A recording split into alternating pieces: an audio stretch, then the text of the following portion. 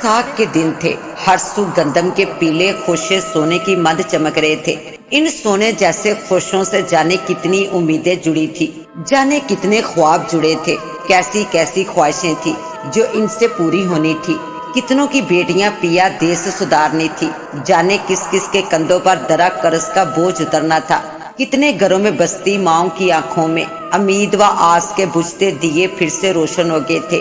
ان گھروں میں اناج کی خالی کوٹریاں جو برتی تھی، سال بھر کے تھکے ہرے انسانوں میں جیسے بجلی سی بر گئی تھی۔ ہر کوئی جلد سے جلد فصل کی کٹائی اور فصل کو سمیٹنے کے چکر میں تھا، کیونکہ گرمیوں کی ابتدا تھی تو موسم کے تیور کب بگڑ جائیں کوئی بھروسہ نہ تھا۔ ہلکی سی چلنے والی ہوا کب آندھی کا روپ دہاڑ لے کوئی اعتبار نہ تھا۔ اکثر دن میں چکراتی پھرتی 2-4 بدلیاں رات میں شدید طوفان کی صورت اختیار کر لیتی اور سال بھر کی محنت اور آسوں امیدوں پر پانی پھیر کے 9-2-11 ہو جاتی، اور اگلے دن چمکتا سورج پھر سے منتظر ہوتا۔ ہر سال کے تجربات سے فائدہ اٹھاتے ہوئے ہم بھی جلد سے جلد فصل سمیٹنے کے چکر میں تھے۔ گندم کی کٹائی تو ہو چکی تھی، آج کی رات تھریشر لگنی تھی۔ دل سے یہی دعا نکلتی تھی کہ خیریت سے فصل ٹکانے لگ جائے، ورنہ خدا نہ خواستہ سال بھر کے قرض کہاں سے چکانے تھے، اور اگلی فصل پہ اٹھنے والے اخراجات کہاں سے ادا کرنے تھے، اور سب سے بڑھ کر سال بھر کھانا کہاں سے کھانا تھا۔ ہم کسانوں کا تو سب کچھ ہی ہمارے کھیت اور فصلیں ہوتی ہیں۔ ہمیں اپنے کھیتوں سے اپنی اولاد کی طرح پیار ہوتا ہے۔ جب تک فصل نہ ٹکانے لگ جاتی، ہم یعنی میں اور میرا ساتھی باری باری کٹی ہوئی فصل کا پہرا دیتے۔ آج رات کیونکہ تھریشر لگنی تھی تو ہم دونوں ہی کھیتوں میں موجود تھے۔ بہت سارے مزدور مل کر کام کر رہے تھے۔ ہم خوف زدہ بھی تھے کہ کہیں آندھی نہ آ جائے۔ مغرب کا وقت گزر چکا تھا، شام رات میں ڈل گئی تھی، اب قدرے اطمینان تھا۔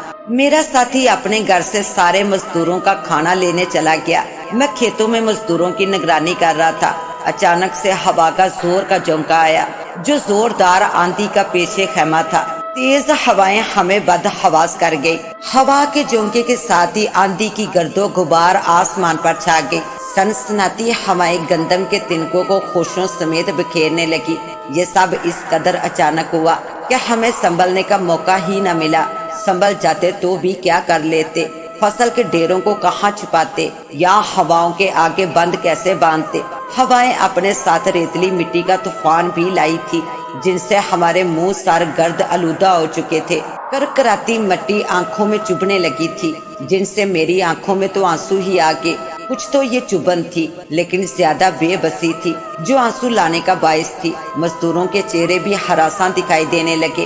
ظاہر سی بات تھی، فصل کی بربادی کا مطلب تھا ان کی مزدوری کی بربادی۔ ہم بے بس ایک دوسرے کا منہ تکنے لگے۔ کھیتوں میں بنا کچا مکان ہم نے جائے پناہ بنایا اور آندھی رکنے کا انتظار کرنے لگے، اور دل ہی دل میں بارش نہ ہونے کی دعائیں کرنے لگے۔ فصل کے تنکے ہوا میں بکھرتے جا رہے تھے، اور ساتھ ساتھ ہماری امیدیں، آرزویں اور خواب بھی بکھرتے جا رہے تھے کہ اچانک زور کی بجلی چمکی اور ہر طرف روشنیوں کا دھماکہ ہوا۔ ہر سو روشنی چھا گئی اور پھر روشنی غائب۔ خدا خدا کر کے آندھی کا زور ٹوٹا۔ اتنے میں میرا ساتھی آندھی طوفان کی مانند موٹر سائیکل بگاتا ہوا نظر آیا۔ وہ ہمارے قریب آتے ہی بائک سمیت زمین پر ڈھیر ہو گیا۔ ہمیں کچھ سمجھ نہ آیا۔ اس کے قریب جا کے دیکھا تو وہ بے ہوش پڑا تھا۔ اس کے بال بہت گندے تھے، سر سے لے کر پیروں تک گرد آلودہ تھا۔ ہم مل کر اسے ہوش میں لانے کی کوشش کرنے لگے۔ ہوش میں آنے کے بعد اس نے اپنے ساتھ بیتی ہمیں سنائی تو ہم حیرت سے دنگ رہ گئے۔ اس بات کو اس کا وہم بھی نہ کہہ سکے، کیونکہ اس کی حالت اس کی سچائی کی گواہی دے رہی تھی۔ دراصل ہوا یہ کہ ساتھی ابھی گھر پہنچا ہی تھا کہ تیز ہوا کے جھونکے نے اسے بھی ہماری طرح بد حواس کر دیا۔ وہ کھانے کو بھول کر انہی قدموں موٹر سائیکل پر سوار ہو کے کھیتوں کی جانب دوڑا جس راستے سے اس نے گزر کے آنا تھا۔ اس راستے میں ایک ویران کھنڈر نما مکان تھا جس کے بارے میں لوگوں کا خیال تھا کہ وہ اسیب زدہ ہے۔ اس کھنڈر تک پہنچتے پہنچتے آندھی زوروں پر آ چکی تھی۔ اس نے سڑک کنارے ایک بوڑھے اور بڑھیا کو دیکھا جو ہاتھ کے اشارے سے اسے روک رہے تھے۔ ساتھی کو ان پر ترس آ گیا کہ اس طوفان میں یہ بوڑھے لوگ جانے کہاں جانا چاہ رہے ہیں۔ یہاں یہ بتاتا چلوں کہ میرے ساتھی کا نام دلاور ہے۔ تو دلاور نے ان کے قریب لے جا کر موٹر سائیکل روک دی۔ کہاں جانا ہے بزرگوں؟ دلاور نے ان سے پوچھا تو انہوں نے ہاتھ سے اسی جانب اشارہ کر دیا جس جانب دلاور جا رہا تھا۔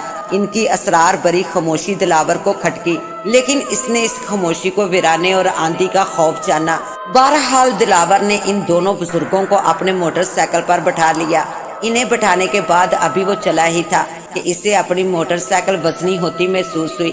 جوں جوں وہ آگے بڑھتا گیا تو وزن بڑھتا گیا، یہاں تک کہ موٹر سائیکل کا چلنا دشوار ہو گیا۔ اس نے حیرت سے پلٹ کر دیکھا کہ سوکھے سڑے نظر آنے والے بوڑھے اور بڑھیا کا وزن اس قدر زیادہ کیسے ہو گیا کہ موٹر سائیکل کا چلنا مشکل ہو گیا ہے۔ لیکن پلٹ کر دیکھنے پر وہ حیرت سے دنگ رہ گیا، کیونکہ ان دونوں کی ٹانگیں اس قدر لمبی ہو چکی تھی کہ موٹر سائیکل کے ساتھ ساتھ زمین پر گھسیٹتی ہوئی آ رہی تھی۔